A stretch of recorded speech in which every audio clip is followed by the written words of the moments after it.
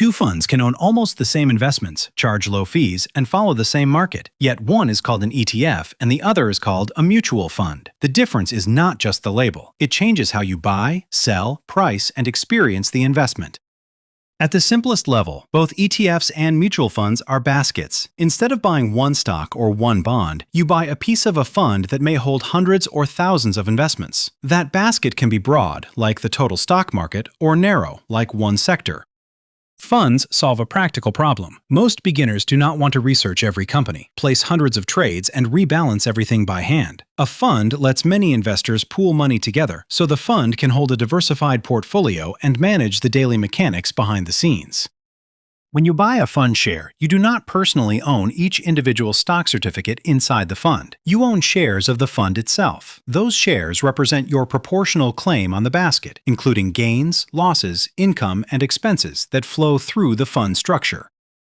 The biggest difference is where the fund trades. A mutual fund is bought from the fund company, often through a broker or retirement plan. An ETF is bought on a stock exchange from another market participant, just like a stock. That one design choice creates many of the differences investors notice.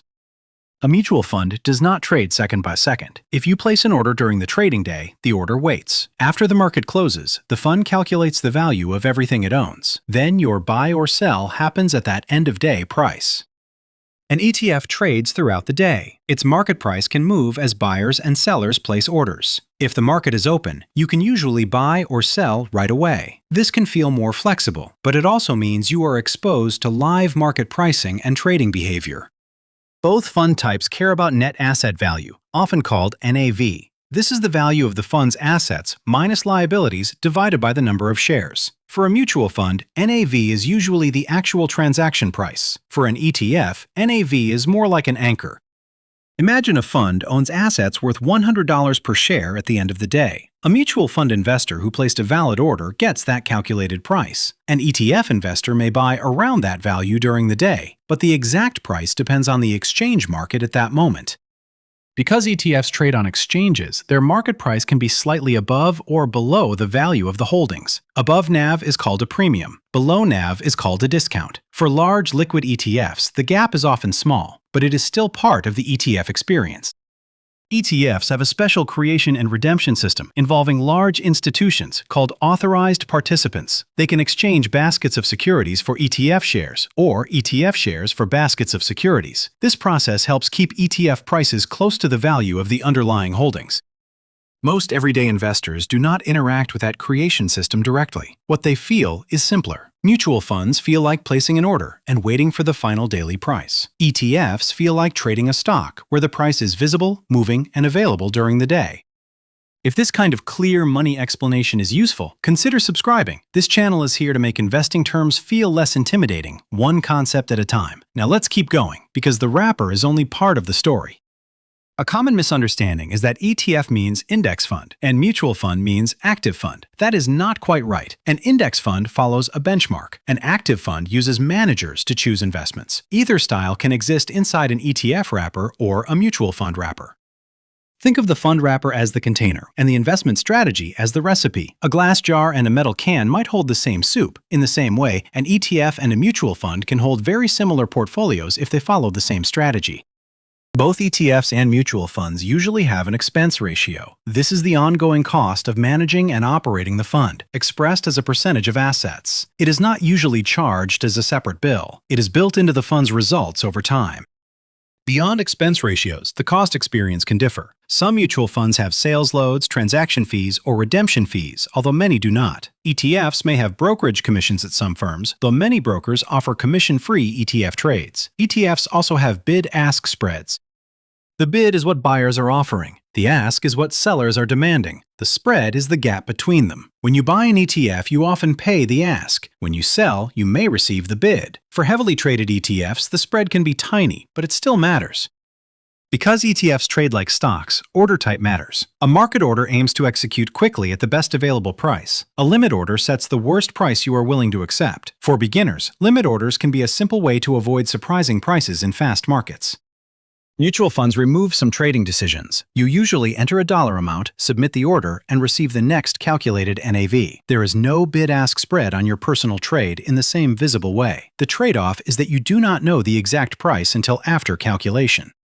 Mutual funds may require a minimum initial investment depending on the fund and account type. ETFs traditionally required buying at least one share, but many brokers now offer fractional shares, so the convenience gap has narrowed, but it still depends on the specific broker and fund. Mutual funds are often very convenient for automatic investing. Many platforms let investors set recurring dollar purchases directly into a mutual fund. ETFs can also be used for recurring purchases at some brokers, especially with fractional shares, but the feature is not universal everywhere. In workplace retirement plans, mutual funds have historically been very common. A 401k menu often shows a list of mutual funds or similar pooled options. In a brokerage account, ETFs are often easier to find and trade. The account you use can shape which structure feels more natural. Taxes are one area where the structure can matter. In a taxable account, mutual funds may distribute capital gains when the fund sells investments at a profit. ETF structures often have a mechanism that can reduce capital gain distributions, especially for index ETFs, but it is not a guarantee. Tax efficiency does not mean tax-free. ETF investors can still owe taxes on dividends, interest, and gains when they sell shares for a profit. Mutual fund investors can owe the same kinds of taxes. The difference is often about timing and how gains are passed through. Inside many tax-advantaged retirement accounts, the tax difference between ETFs and mutual funds may matter less day to day. The account rules can shelter current dividends and capital gains from immediate taxation. In that setting, cost, convenience, and available choices may become more important. ETF liquidity can be misunderstood. A high trading volume is helpful, but an ETF's true liquidity also depends on the liquidity of the assets inside it and the ability of market makers to create and redeem shares. A thinly traded ETF is not automatically bad, but it deserves extra attention. Mutual funds handle investor purchases and redemptions directly with the fund. When many investors sell, the fund may need to use cash or sell holdings to meet redemptions. Professional managers plan for this, but it is part of how the structure works behind the scenes. Many ETFs publish their holdings frequently, often daily, depending on the fund type and rules. Mutual funds commonly disclose holdings on a slower schedule. This does not automatically make one better. Some investors value daily transparency, while others care more about long-term strategy and performance. The ETF's flexibility can be useful, but it can also tempt investors to overtrade. Seeing a live price all day may encourage emotional decisions. A mutual fund's once-per-day pricing can feel less exciting, but for some people, that slower rhythm supports better long-term behavior. An ETF may fit well when you want intraday trading flexibility, broad availability across brokers, potentially lower minimums through share purchases, or a structure that may be tax-efficient in taxable accounts. It can also work well for investors who are comfortable using stock-style order screens. A mutual fund may fit well when you want simple, dollar-based investing, automatic contributions, easy reinvestment, and less focus on intraday prices. It can also be the default choice inside some retirement plans. For many long-term investors, that simplicity is a real feature. Choosing between an ETF and a mutual fund should not start with the wrapper alone. First, ask what the fund owns, what strategy it follows, how much it costs, how diversified it is, and whether it matches your time horizon and risk tolerance. Imagine two funds that both track the same broad stock index. The ETF trades all day, may have a tiny spread, and is bought through the exchange. The mutual fund trades once after market close, usually at NAV, and may be easier for automatic dollar contributions. The portfolio could be nearly identical. The question is not which structure is always better. The better question is which structure creates fewer frictions for you. If an ETF makes you trade too often, it may be the wrong fit. If a mutual fund has high fees or inconvenient minimums, it may be the wrong fit too.